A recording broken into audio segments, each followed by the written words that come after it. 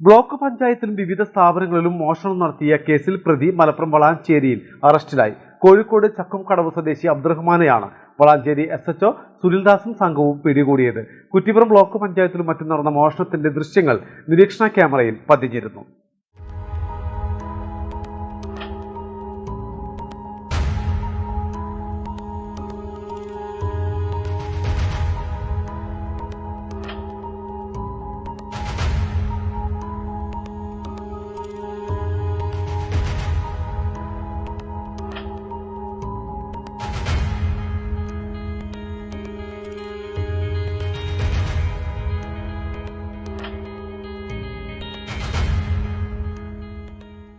ഇക്കഴിഞ്ഞ ഫെബ്രുവരി 9-ാം തീയതിയായിരുന്നു കാവുംപുറത്ത് മോഷണം നടന്നത്.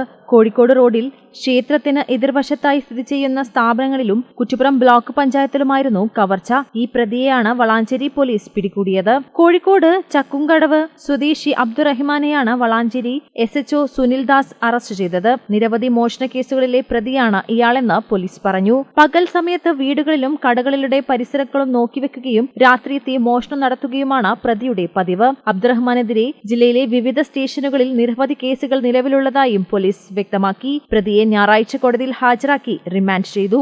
മലബാർ ടൈംസ്, വളാഞ്ചേരി.